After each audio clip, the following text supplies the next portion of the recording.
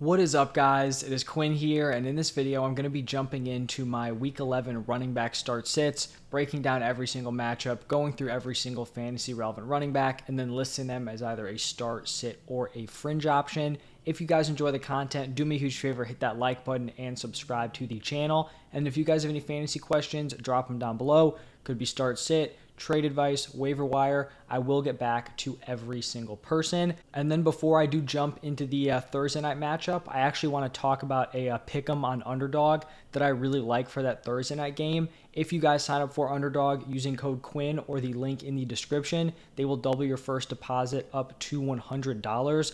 And the line that I like in this matchup is the Robert Woods 34.5 receiving yards, and I actually like the under on that one. It definitely seems like a pretty low number to hit, but when we're looking at Robert Woods this season, he hasn't gone over 26 receiving yards in the past 4 weeks. And then we have Treylon Burks, who returned in Week 10. We saw a big game out of Nick Westbrook-Akine, and all season long, Robert Woods has kind of locked down the wide receiver one snaps. His route participation has always been very, very high, and even with that, top tier route participation, he has still struggled to produce. So now you have, the young rookie who they probably want to get more looks at. You have him returning. You have, Westbrook-Akine having a big game. I don't think there's any guarantee that Woods is keeping his wide receiver one role. So, we've already seen him struggle. I just don't know if he's going to be hitting that 34.5 number. So if you want to play that, Underdog Fantasy Football. But in that game, looking at the running backs, the Titans taking on the Packers, I think this is pretty clear on both sides. For the Titans, we're obviously going to be firing up Derrick Henry. And then for the Packers, Aaron Jones coming off of a big game. A.J. Dillon just has no weekly upside, no receiving work. He hasn't been able to get into the end zone. So Dillon is a sit, and then Aaron Jones is a very strong start. Now moving over to Sunday, we have the Bears taking on the Falcons. I kind of feel like this is a game that has like sneaky shootout potential, kind of similar to last week with the Bears taking on the Lions. But looking at this Bears backfield, I have both Montgomery and Herbert as fringe plays. I think they're both on the lower end of fringe plays. Starting off with David Montgomery, he's honestly just been super underwhelming all season long. He wasn't someone I was super big on for fantasy coming into the season, but he has, even underperformed what I expected out of him, here in 2022. This has been a full-on split of the carries between Montgomery and Herbert, and straight up, Khalil Herbert has been the more efficient runner. I know yards per carry isn't a great stat. It's obviously not perfect, but when the numbers are so, starkly different, I think it's, at least a little bit of a point there. So Khalil Herbert has 6 yards per carry to David Montgomery's 3.8. That is a massive difference, and they continue to get Khalil Herbert more and more involved. We do see Montgomery, who has more of the receiving upside. His route participation is very solid week to week, but it just straight up hasn't led to much production in that area. As we see with a lot of the more mobile quarterbacks, they're not as willing to take their checkdowns. I mean, you want to look at the offenses like the Bears, the Ravens. They're not throwing to the running backs. Even Josh Allen, doesn't take the checkdowns a ton. So that's kind of what you get when you have a quarterback that's more willing to extend the plays, especially with their legs and outside the pocket, like Justin Fields will do. So, even though he's getting those opportunities, it's just not leading to extra points for fantasy. The reason why I do have them here as fringe plays is because this is a strong matchup against the Falcons. The Falcons have allowed the 6th most points per game to the running back position. So I like the matchups here. It does seem semi-likely that one of these guys is going to get into the end zone. Like when we're looking at this game, next week, I feel like one of these guys is going to have like a 70-yard rushing day. The other one's going to have 80 and a touchdown. And, you're kind of just taking a shot on which guy is going to get that top production. And then on the other side with the Falcons, I know Cordell Patterson is coming off of a miserable game where we basically saw the Falcons use 4 different running backs, all, with pretty poor results. I think with the week and a half off, Patterson, now 2 games removed from his knee injury, I think he's going to have a bigger role. This is a pretty solid matchup against the Bears, so I like Patterson as a start and then sitting Tyler Algier. Now moving into the Panthers taking on the Ravens. For the Panthers, I really thought, when CMC got traded, this was going to be a pretty strong committee between Foreman and Chuba Hubbard. Now, Foreman, I guess, did get a little lucky in terms of Chuba Hubbard going down. But at this point, like, Foreman has just been a monster when they've given him opportunities. So I think they're going to continue to feed him. I think Foreman is a very strong start, and then sitting Chuba Hubbard at this point. For the Ravens, I have Gus Edwards as a fringe play. I'd expect him to return here in Week 11, and I think he's going to lead this backfield. I do think it's still going to be a committee, but if I was going to be playing one of these Ravens running backs, it would be Gus Edwards, and then sitting Kenyon Drake. Now we have the Browns taking on the Bills. For the Browns, we're obviously going to continue to fire up Nick Chubb, and then sitting Kareem Hunt, who just has not been getting it done fantasy-wise. On the other side with the Bills, I talked about Devin Singletary as someone I want to be selling high on, and I'm sticking to that. I do still think he's a solid sell high, but I also think he actually has a very strong matchup this week, and he's going to be listed as a start. As I talked about in the sell high video, his snap share has been strong, 72% last week, 64% raw participation. It's just led to underwhelming production at 11.3 points per game.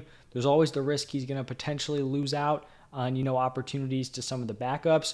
But even if he just is able to maintain this role he has right now, going up against the Browns, who have given up the second most points to the running back position, I do think he can have a decent game here. So maybe if you want to wait to trade him, I understand, or maybe you just don't want to trade him at all, but I think you always run the risk of kind of waiting and, banking on a good matchup, because just sometimes it doesn't pan out. The next game is going to be between the Commanders and the Texans. We just saw the Commanders have a big win over the Eagles, where they just, grinded the ball out on the ground basically the entire game.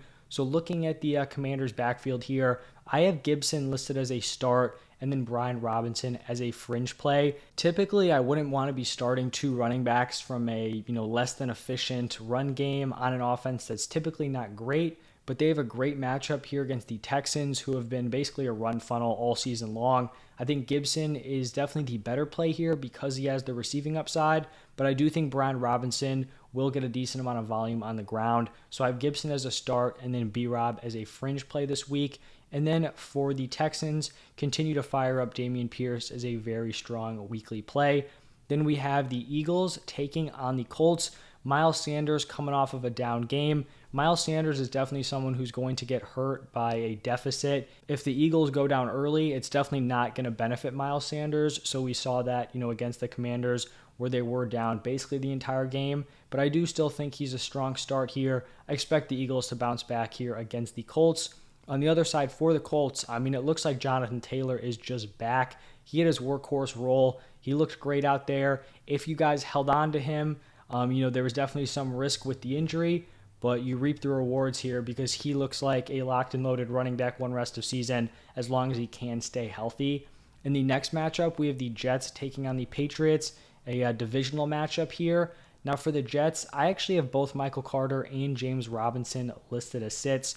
They're coming off of the bye week, but if we remember back in week 9, we basically saw this backfield turn into a full-on committee between Carter and J-Rob. We saw Carter take 12 carries and 1 target. James Robinson had 13 carries and then 2 targets, and they basically ran the same number of routes. Carter had a few more snaps, but it resulted in basically identical workloads between the two. Going up against the Patriots, who have allowed the second fewest points to the running back position, that's just not something I want to be messing with. So both of those guys are going to be sits. On the other side with the Patriots, we just have to keep firing up Ramondre Stevenson as a very, very strong play, probably an RB1. The man just continues to produce, even if it's not a great matchup against the Jets. And then sitting Damian Harris at this point, who is clearly behind Ramondre Stevenson as a fantasy asset. Then we have the Rams taking on the Saints. And with the news of Cooper Kupp having a high ankle sprain, I really feel like this Rams offense might be the worst unit in the league moving forward. This running back room is disgusting. We did see Kyron Williams make his, appearance here in 2022, but we got to be sitting Akers, got to be sitting Henderson, and sitting Kyron Williams. I just think this is going to be a horrible offense to watch moving forward. And then for the Saints, Alvin Kamara coming off of back-to-back down games. I still think he's someone we're firing up as a very, very strong play. Then we have the Lions taking on the Giants. And looking at this Lions backfield, I think Swift honestly just looks cooked for fantasy this year. He's someone I was very high on coming into the season. And, we can only hold on to the argument of, oh, he's injured. Once he's healthy, this role is going to expand. I'm going to be totally honest. He may be a little bit injured, but I don't know if this role is him being limited by injury. I think this is just how the Lions are choosing to operate this, because I think last week or maybe 2 weeks ago, I just talked about how it was so stupid that they're using Swift while he's injured instead of letting him heal up. It's not like they're in playoff contention or anything. Just let the dude heal up instead of playing him limited. And then the more we see this, it kind of just leads me to believe that this is what they're rolling with moving forward. Jamal Williams is going to be the early down grinder, getting a ton of carries. And the problem is that Swift hasn't even locked down like the third down work. This has turned into a 3-man committee. We saw Jamal Williams take 25 snaps. Swift took 19. Justin Jackson took 17. So moving forward, Jamal Williams is definitely the only startable option. And it's just tough if you have DeAndre Swift, because the upside of him being the running back one is probably a top 5 fantasy running back, but we just have no idea if he's going to get even close to that rest of season. So just a really rough situation if you do own DeAndre Swift. Now moving over to the Giants, Saquon Barkley coming off of a massive game. I think the dude had like 35 carries or something crazy. A good matchup here against the Lions. Obviously, you're going to be starting him every single week as a high-end running back one. Then we have the Raiders taking on the Broncos. We saw Josh Jacobs bounce back after a few rough games with a big game in Week 10, so he's definitely going to be a start. On the other side with the Broncos, it's just a really gross committee here between Melvin Gordon, Latavius Murray, and then now Chase Edmonds is in the mix. So all of those guys are very, very strong sits. Then we have the Cowboys taking on the Vikings. It's honestly going to be a pretty fun game there. For the Cowboys, I have Pollard as a start and Zeke as a sit. This is obviously going to be assuming that Zeke makes his return. We've seen Pollard just ball out in the 2 games without Zeke. I still think this is going to be a split when Zeke comes back, but I wouldn't be surprised if Zeke is kind of slowly reintroduced. I don't know if they're going to toss him in there and give him his typical 15, 16 carries. With Pollard being so effective, they may kind of just, slowly bring him back into the fold. So that's why he is a fringe play. I still think he'll have red zone upside, goal line opportunities, but, I'd like to see him get back to that workload before I fire him up as a very strong start. On the other side with the Vikings, Dalvin Cook coming off of a big day, definitely a start, and then sitting his handcuff, Alexander Mattison. Then we have the Bengals taking on the Steelers.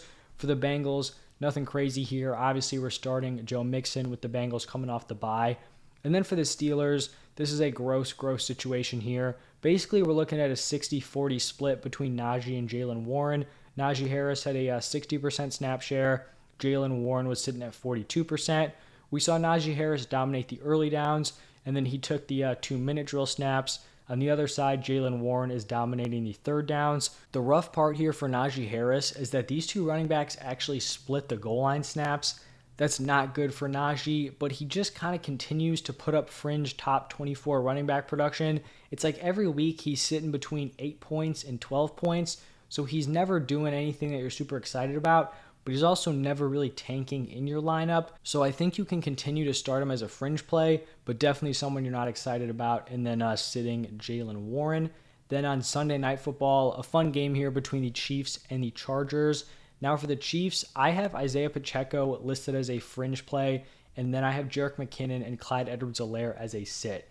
So it kind of seems like CEH is just done in this offense. I don't even think he logged a carry in Week 10. We saw Pacheco carry the ball 16 times, was not targeted, and Pacheco was the guy who came in and dominated the early downs. We saw McKinnon dominate the short yardage situations and then the third down snaps. The one thing that's just weird and annoying in the way this backfield played out is that I don't think CEH had a carry, but they had 1 goal line snap and CEH was in on it.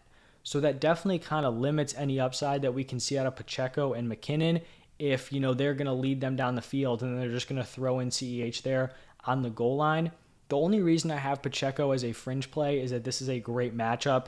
The Chargers have allowed the 3rd most points per game to the running back position. So if you're going to give Pacheco, in the 15 carry range, I just have to believe he's going to be able to turn that into 70 yards and a touchdown, which is why he's here as a fringe option. On the other side for the Chargers, Austin Eckler locked in high-end running back 1. And then in the final game of the week, we have the 49ers taking on the Cardinals. For the 49ers, I have Christian McCaffrey as a start, Elijah Mitchell as a sit. Now, I know there's a lot of people out there who are very concerned about the running back split here between McCaffrey and Elijah Mitchell. We saw Elijah Mitchell outcarry Christian McCaffrey 18-14, and I'm a little, less concerned than consensus here. I think this is only concerning if this occurs in a game where there's limited rushing volume. Like if they go down early on and there's like 15 carries between the running backs and we're seeing like 8 and 7, that's not good. But if they're going to be running the ball 32 times, I don't need to see Christian McCaffrey take, 32 of them. Obviously, if there are 32 carries up for grabs, you probably want it to look like 22 for McCaffrey, 10 to Mitchell, instead of like 18 to Mitchell, 14 to McCaffrey. So I definitely think that's going to limit his overall upside, but I think it limits his overall upside from, so far superior to any other running back to maybe he's in the same upside weekly as a guy like Saquon or Austin Eckler. Like CMC as the complete workhorse in this offense is probably rivaling, some of his best seasons where he's given you like 27, 29 points per game. So maybe he doesn't have that kind of upside, but I still think he's going to be a very high-end running back one rest of season. And I think Mitchell is someone who can be playable in favorable matchups. This just isn't really a great matchup here for the Cardinals. So without without receiving upside and without really dominating the goal line opportunities, Christian McCaffrey still took most of those. It's just going to be tough to play him in games where you're not just expecting a ton of rushing volume. So McCaffrey's a start, Mitchell's a sit. And then on the other side with the Cardinals, this is why I, was so high on James Conner coming into the season. This is the guy I was expecting all season long. Unfortunately, he just got, really messed up with injuries early on, couldn't stay on the field. When he played, he was limited. He is back on the field. He is healthy, took 96% of the snaps, 21 carries, 3 targets, turned that into 23.6 PPR points. I think he's probably going to be a running back one moving forward. There are going to be very few running backs who have the workload that James Conner has. Like there's going to be a few of these top guys, probably like a Saquon, a few other guys thrown in there, but James Conner is going to have the workload. This offense is good enough to, give him some touchdown upside like we saw in week 10. So I love James Conner moving forward as a strong start. And so that is going to wrap it up for every week 11 matchup. Hit the like button if you enjoyed. Go sign up for Underdog if you are interested. Code Quinn or link in the description. The wide receivers will be up today also, so go check that out. If you want to look at waivers, trade targets, sell highs, those are up on my channel also. So as always, thank you guys for stopping by, and I'll see you in the next one.